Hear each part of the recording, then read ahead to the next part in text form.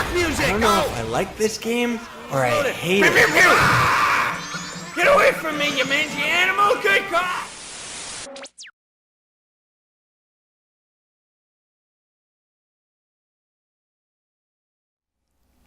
Collection display updated. Ooh, this is our HUD place. Coolness.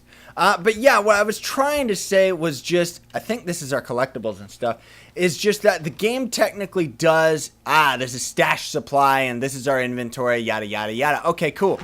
Is that the game actually does let you get through it without firing a single arrow. Here's where all our special loot is, so we can look at it all and check journal updates and stuff. Collectibles, you know, it's all cool. This game, at least, I would actually think that getting all the collectibles would be cool in this type of game. Oh, there we go. Damn cutscenes trying to ruin my fun. Let's go. Would you like to go to this district? Yes, please. Yeah. Open world city, go! Look at this. Ooh, look at this. This is the area. Now, I gotta say, man, that's another thing that I actually love about this game, is the fact that you can play this game as hardcore as you want, or as easy as you want, you know? And that's awesome. Always giving the options to the players. I'm a big advocator of giving options to the players. Now, these areas are quite difficult, because those lamps, we can't do nothing about them. Yeah, we can't do nothing about them at all. But we can do all sorts of other stuff anyway. Don't worry, we can't climb that. Now, this is the city. We can actually press down, and there you go. There's our little map thing. Let me show you here, just to give a sense of scale. Whoop. Now, the city is kind of in sections here. What this is probably going to be is usually, like, see how this area is all kind of lit up? It goes into this alley and stuff. Anywhere else, like, I think when you go to this area, see how there's a line there? That would probably be a loading screen? No, because there's a staircase right here. Oh, that's just because we're on the top floor. This is, all the ones that are lit up are our level. So this is one big chunk of an area, but then there's more areas as you go further along and stuff. And it's actually really cool for a hub world, you know? Especially with, how agile this guy is. Now here's going to be a prime example of these stupid windows that I'm talking about here, man. Because we're going to go in here and try to steal some treasure. Unless this is tied to it. Yeah, this is actually tied to a quest later as far as I know. We should still be able to get some stuff. There's never any guards in these windows. Yet I'm still acting like there is. Now, I don't think they introduced traps just yet. No, not yet. But we can still come in here and get some of the treasure and stuff. And that's the thing, is it's like, you know, now when we do leave this place, we're still going to have to pick our way through that damn window again. And it's just like, come on, man, come on. Oh, goodness. Okay, steal the letter opener. And I saw it's safe behind us. I'm hoping that it doesn't need no, it doesn't need a combination. It's just a normal one. Ooh, one of these tricky ones, though. See, now these are hard direction. What I usually do, rotate the joystick, and if it was that delayed, it means that this is up left. So I'm rotating down to bottom right, top right. Oh, that was bottom right. Yeah. I can't really explain it without actually trying to show you the controller, though. So I guess I better just stop trying to. Open the safe. Pop. What is this? What is this stupid thing? Oh, I thought he was going to look at it. Damn. Hey, can I talk through this thing? Check 1, check 2, check. It's like my microphone, but like in a steampunk version. Hey, was that a letter or something? Aha, book. I knew there was something on the desk we could read. Now, is there... Ooh. I think that's it for this place, though. But still, man, like, there's some areas you can get to, click, where it's a bit tricky in this game to get through it if you don't have the proper equipment. You still can, but you'll see. You'll see if we ever get to them. I mean, I'm going to do pretty good at keeping our equipment use at a minimum until we actually need to use them. You know what I'm saying? Now oh, see, it is a loading screen. Bad guys. They can see us right now. They could have, but we're too slick for them. Did he detect us? Nope. So long as we're standing and running especially takes up a lot of noise. Ooh, loading screen. Ooh. Basso's office. Ooh, Basso often has side jobs. Check with him regularly to get them all blah, blah, blah, blah, blah. One thing I would actually recommend, which I fluked while I was playing on my first playthrough, and I'm going to probably do it again within this series. We'll see if we end up doing the side missions at all anyways. Ow. But I would recommend getting all of this dude's quests later. Like, get them when you're at the later end of the game, because otherwise he's going to have us going back and forth, back and forth, back and forth. Like, what I like to do is just accept them all so that we can do them all after when we're at the end game. Because otherwise, oh, well, we can't look at them right now because they're in a different map.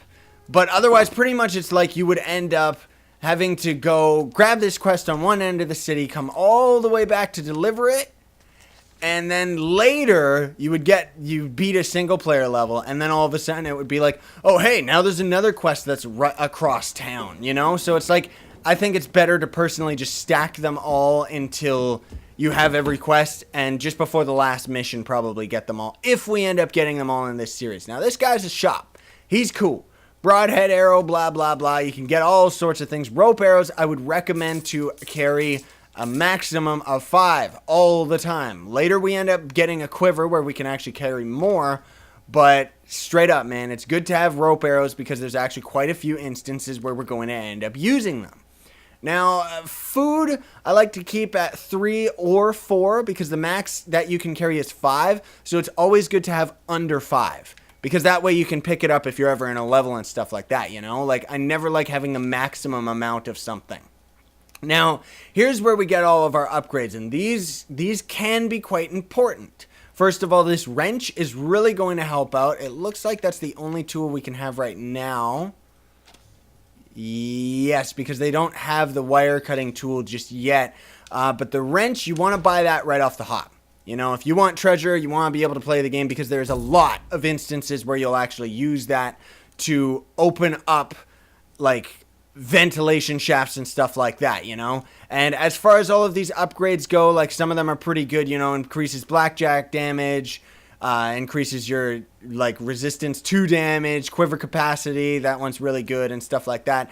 And, you know, they have different levels of them, like this one, bow shot strength. We're at level 1 right now. There is level 2, then there would be level 3, and the price just increases every time, you know, and it's, yeah. I would recommend for now, though, that you keep all your money so you can save up for all the permanent upgrades rather than the temporaries, you know, because these things are good, but you don't really need them to get through the game, at least not on the normal difficulty. Now, over here, these trinkets pretty much count the same as an upgrade towards your equipment, but these are a little bit different, like increases maximum focus or reduce cost of resources by 25%. That's something that you want to get when you can't afford it, because that's going to help out for your overall spending spree for getting like water arrows and blah, blah, blah, blah, blah. Because you always want to try and keep a minimum of your equipment without going overboard and just having all of your equipment. You know what I'm saying? That guy's a weirdo in there. Now, I don't think there's actually any treasure in this area, because this counts as, like, you know, these are all, like, good guys, kind of. I don't know if they're good guys. They're other bad guys, like we are, because we're the bad guy. I don't care what the story says to try and justify our thievery. We're a bad guy. Loading screen, Stone Market. Okay, back to the open world we go. This is awesome. Now these, is that a guard or, no, those are civilians, so we're good in front of civilians. They don't care about us unless we're doing suspicious activity, like if we attack one of them, or if we're sneaking around somewhere that we're not supposed to be, then they slowly will try to alert a guard and stuff like that. But as for right now, it's not that important. Don't light that up. You're gonna light me up. He's making us known. That's not good. That's not good at all. Now, this is still within the city, like the free world city and stuff. They're trying to, I think what they're trying to send us to now is, yes. They're actually sending us to another lady where we can get upgrades. Her, I've barely ever used on my main file. Like, barely ever. Oh, is she not here yet? Oh, never mind. Scratch that. We don't do that yet. First, this is the old chapel. I think this is this a level now? Or is this just more roaming? Ah? Ooh. Oh, yeah, see? So there is the crazy lady. Earning focus points. Donate gold to the Queen of Beggars. Wow, really? To receive focus points. Use focus points to enhance your focus abilities. Now, this is the other thing, and I haven't messed with her that much just because she's actually quite tedious to get to outside of this little mission here. Now, what she is, she'll charge you a certain amount of money that I think scales upward for focus points, which we're going to refuse right now because we do need our precious money first to try and get the wiring tool. We're going to try and save up for that one, but you can go to your focus upgrades and you can spend those points in stuff like this, like intuition. Most of this stuff has to do with when you're in your blue eagle vision stuff. So it's like, you know, the default one right here highlights elements in the environment from a distance, loot and interact with objects that are blue. Threats and other dangerous elements are red. Now, if we get it to level 2, we'll have the ability to know where unique loot and collectibles are hidden because of the handprints that will symbolize where it is.